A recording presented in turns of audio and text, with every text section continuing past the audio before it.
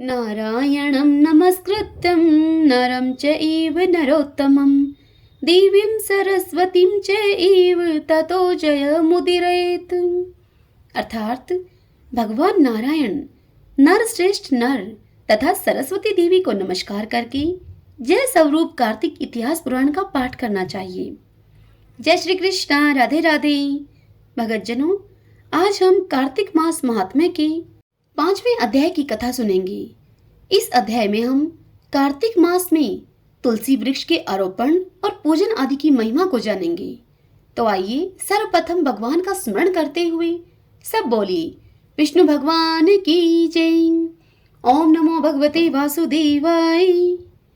ब्रह्मा जी नारद जी से कहते हैं कि हे नारद, कार्तिक मास में जो विष्णु भगत पुरुष प्रातःकाल स्नान करके पवित्र होकर कोमल तुलसी दल से भगवान दामोदर की पूजा करता है, वह निश्चय ही मोक्ष को प्राप्त कर लेता है। जो भक्ति से रहित है, वह यदि स्वर्ण आदि से भगवान की पूजा करे तो भी वे उसकी पूजा ग्रहण नहीं करते हैं। सभी वर्णों के लिए भक्ति ही सबसे उत्कृष्ट मानी गई है। भक्तिहीन कर्म भगवान विष्णु को प्रसन्न करने वाला नहीं होता। यदि तुलसी के आधे पत्ते से भी प्रतिदिन भक्ति पूर्वक भगवान की पूजा की जाए तो भी वे स्वयं आकर उस भक्त को दर्शन देते हैं। पूर्व काल में भक्त विष्णुदास भक्ति पूर्वक तुलसी पूजन से शीघ्र ही विष्णु धाम को चला गया और राजा चोल उसकी तुलना में गौण हो गए। अब तुलसी का महात्म्य सुनो तुम। वह पाप का नाश और पुण्य की वृद्धि करने वाली है। अपनी लगाई हुई तुलसी जितना ही अपने मूल का विस्तार करती है, उतने ही सहस्त्र युगों तक मनुष्य ब्रह्मालोक में प्रतिष्ठित होता है। यदि कोई तुलसी संयुक्त जल में स्नान करता है तो वह सब पापों से मुक्त होकर भगवान विष्णु के लोक में आनंद का अनुभव करता है। हे महामुनि, जो लगाने के लिए तुलसी का संग्रह करता है और लगाकर तुलसी का वन तैयार कर देता है, वह मनुष्य उतने से ही पाप मुक्त होकर ब्रह्मा भाव को प्राप्त होता है। जिसके घर में तुलसी का बगीचा विद्यमान है, उस मनुष्य का घर तीर्थ के समान है। वहां यमराज के दूत नहीं आते। तुलसी वन सब पापों को नष्ट करने वाला, पुण्यमय तथा अभिष्ट कामनाओं को देने वाला है। जो श्रेष्ठ मानव तुलसी का बगीचा लगाते हैं, वे यमराज को नहीं देखते। जो मनुष्य तुलसी काश संयुक्त गत धारण करता है, क्रियामाण पाप उसके शरीर का स्पर्श नहीं करता। जहाँ तुलसी वन की छाया होती है, वहीं पितरों की तृप्ति के लिए श्राद्ध करना चाहिए।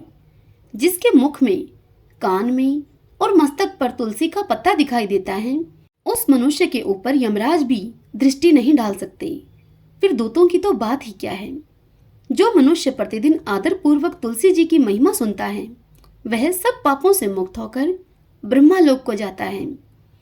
पूर्व काल की बात है, काश्मीर देश में हेरी मेधा और सुमेधा नामक 2 ब्राह्मण थे जो भगवान विष्णु की भक्ति में संलग्न रहते थे। उनके हृदय में संपूर्ण प्राणियों के प्रति बहुत दया थी। वे सब तत्वों का यथार्थ मर्म समझने वाले थे। किसी समय वे दोनों श्रेष्ठ ब्राह्मण तीर्थ यात्रा के लिए चले गए। जाते जाते किसी दुर्गम वन में वे परिश्रम से व्याकुल हो गए। वहां उन्होंने एक स्थान पर तुलसी का वन देखा।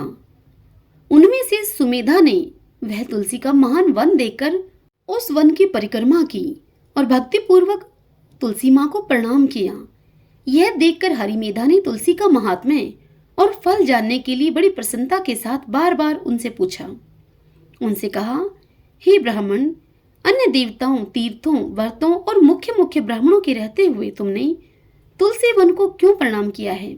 यह सुनकर सुमेधा नामक ब्राह्मण बोला, हे महाभाग, सुनो, यहाँ धूप अधिक सता रही है, इसलिए हम लोग उस बरगद के समीप चलें। उसकी छाया में बैठकर मैं तुमसे यथार्थ रूप से सब बात बताऊंगा।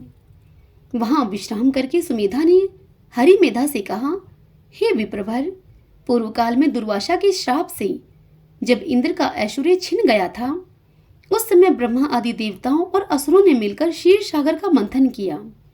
उससे ऐरावत हाथी, कल्प वृक्ष, चंद्रमा, लक्ष्मी, उच्च शरवई नामक घोड़ा, कौस्तुभ मणि तथा धन्वंतरी रूप भगवान श्री हरि और दिव्य औषधियां प्रकट हुई थीं।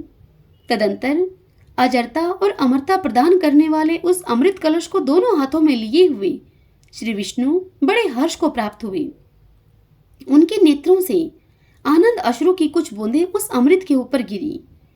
उनसे तत्काल ही मंडलाकार तुलसी उत्पन्न हुई। इस प्रकार वहां प्रकट हुई लक्ष्मी तथा तुलसी को ब्रह्मा आदि देवताओं ने श्री हरि की सेवा में समर्पित किया और भगवान ने उन्हें ग्रहण कर लिया। बस तभी से तुलसी जी जगदीश्वर श्री विष्णु की अत्यंत प्रिय करने वाली हो गई। संपूर्ण देवता भगवत प्रिया तुलसी जी की श्री विष्णु के समान ही पूजन करते हैं। भगवान नारायण संसार के रक्षक हैं और तुलसी उनकी प्रियतमा है, इसलिए मैंने उन्हें प्रणाम किया है। सुमेधा इस प्रकार कह ही रहे थे कि सूर्य के समान अत्यंत तेजस्वी एक विशाल विमान उनके निकट ही दिखाई दिया।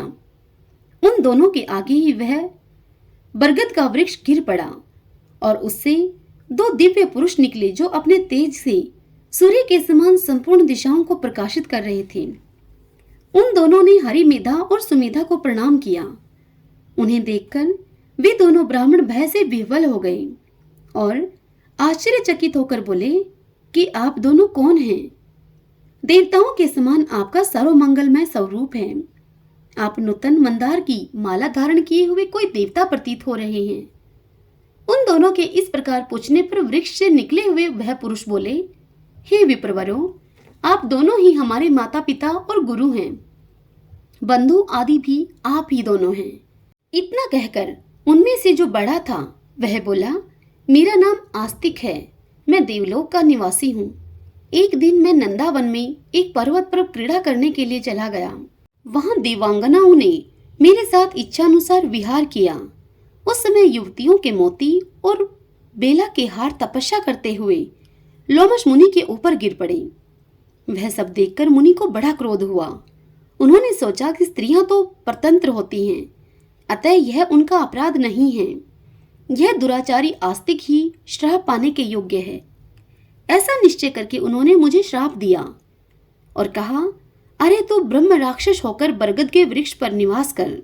तत्पश्चात मैंने विनय पूर्वक जब उन्हें प्रसन्न किया तब उन्होंने इस शाप से मुक्त होने की अवधि भी निश्चित कर दी और कहा, जब तू किसी ब्राह्मण के मुख से भगवान विष्णु का नाम और तुलसी दल की महिमा को सुनेगा तब तत्काल तुझे उत्तम मोक्ष की प्राप्ति होगी। इस प्रकार मुनि का श्राप पाकर मैं चिरकाल से अत्यंत दुखी होकर इस वट वृक्ष पर निवास करता था। आज दैववश आप दोनों के दर्शन मात्र से मुझे निश्चय ही ब्राह्मण के श्राप से छुटकारा मिल गया। अब मेरे इस दूसरे साथी की कथा सुनिए आप। यह पहले एक श्रेष्ठ मुनि थे और सदा गुरु की सेवा में ही लगे रहते थे। एक समय गुरु की आज्ञा का उल्लंघन करके ये ब्रह्म राक्षस भाव को प्राप्त हो गए, किंतु आपके प्रसाद से इस समय इनकी भी ब्राह्मण के श्राप से मुक्ति हो गई है। आप दोनों ने तीर्थ यात्रा का फल तो यही साध लिया। ऐसा कहकर वे दोनों उन श्रेष्ठ ब्राह्मणों को बारंबार प्रणाम करके उनकी आज्ञा लेकर प्रसन्नता पूर्वक दिव्य धाम को गए। वे दोनों श्रेष्ठ मुनि परस्पर पुण्यमयी तुलसी की प्रशंसा करते हुए तीर्थ यात्रा के लिए चल दिए। इसलिए भगवान विष्णु को प्रसन्नता देने वाले इस कार्तिक मास में तुलसी की पूजा अवश्य करनी चाहिए। हरि ओम तत्सत। गोविंदे गोविंदे हरे मुरारी, गोविंदे गोविंदे मुकुंद कृष्ण, गोविंदे गोविंदे रतांग पाणी, गोविंदे दामोदर माधवेति। जय श्री कृष्णा। राधे राधे।